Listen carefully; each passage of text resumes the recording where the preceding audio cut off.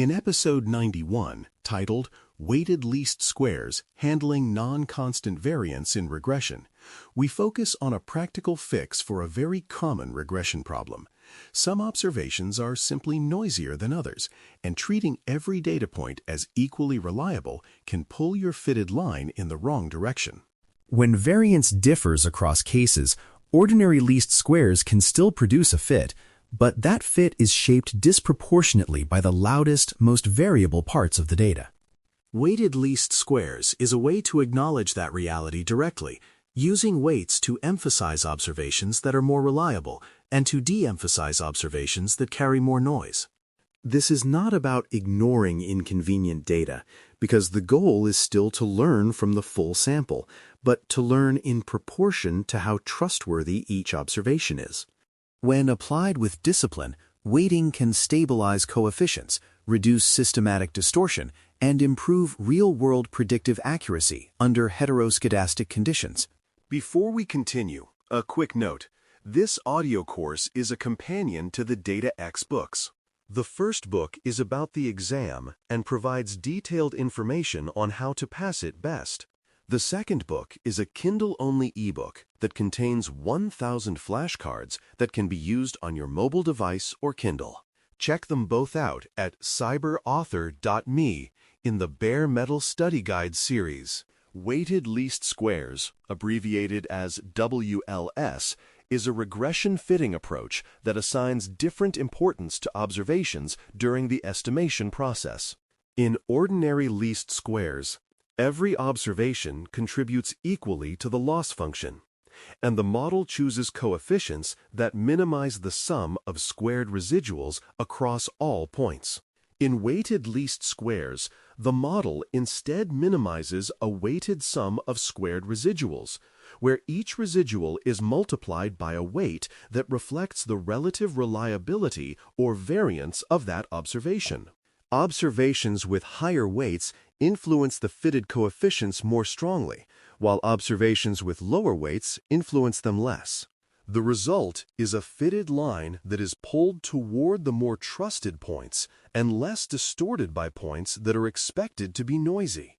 This is especially helpful when you have reason to believe that error variance is not constant across the range of the target or across different operating conditions.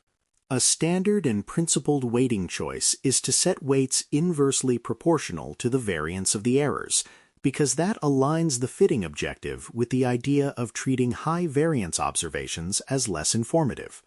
If an observation has a large error variance, it is expected to fluctuate widely even when the model is correct, so forcing the line to chase those fluctuations is not efficient.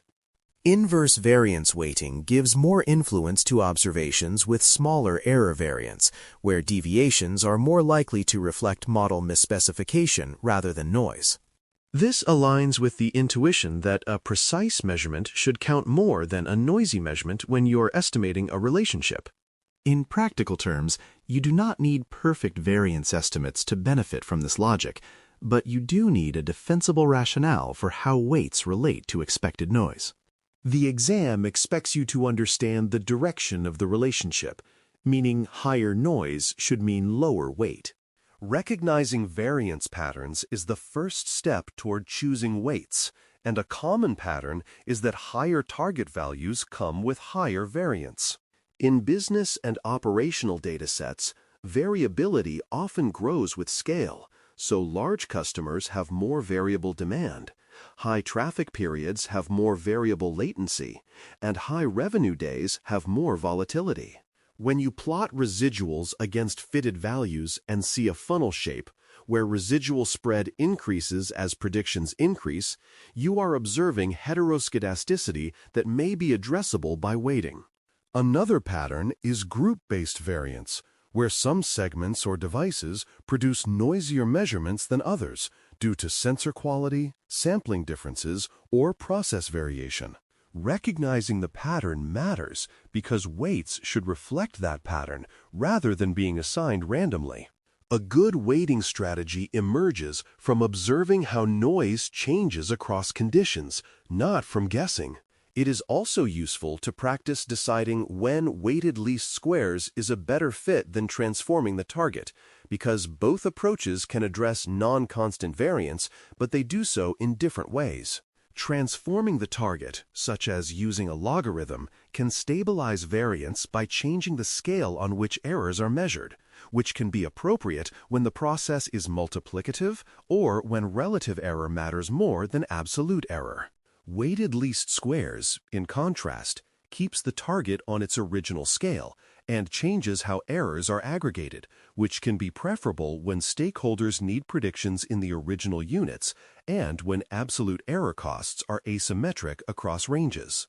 Sometimes transformation and weighting can both work, but choosing between them depends on what you are trying to preserve, such as interpretability in original units or linearity after transformation.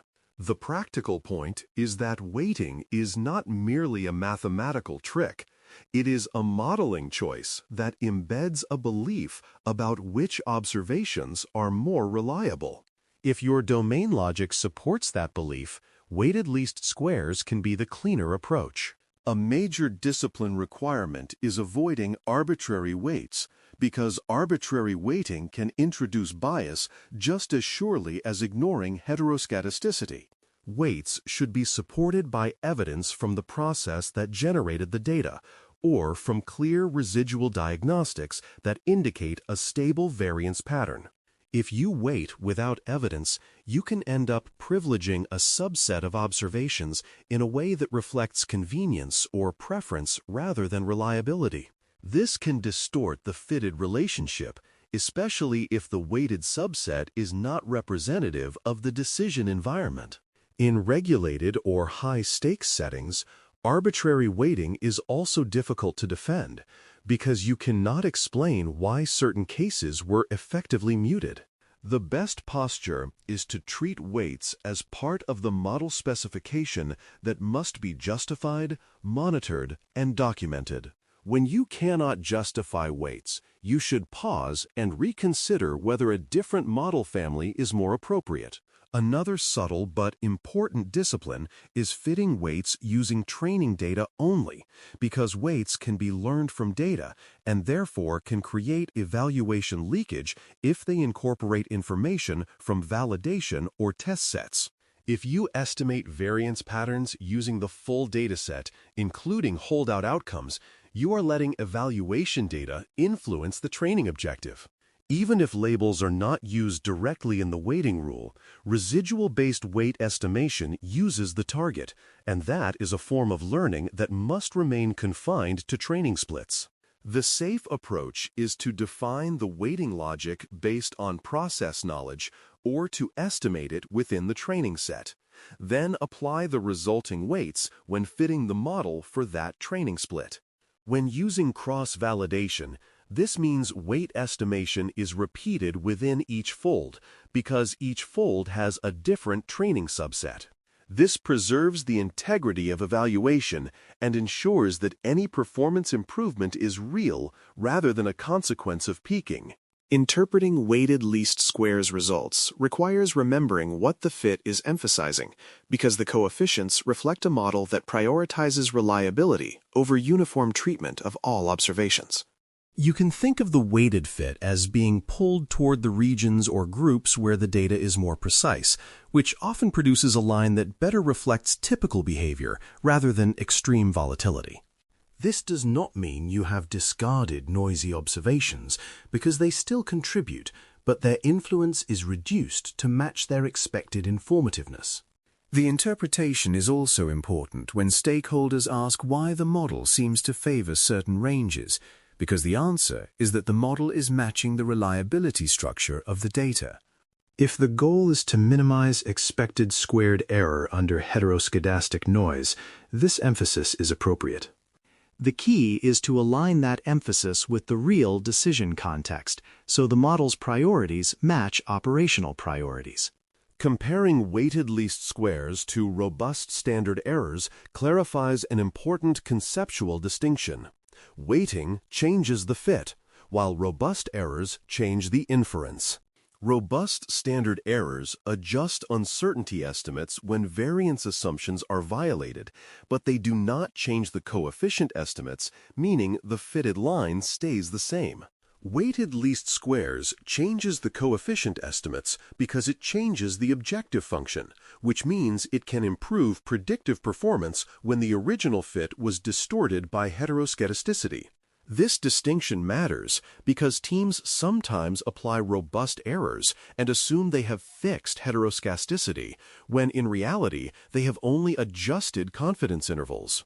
If your goal is better predictions and a better fitting line in the presence of non-constant variance, weighting may be the more direct tool.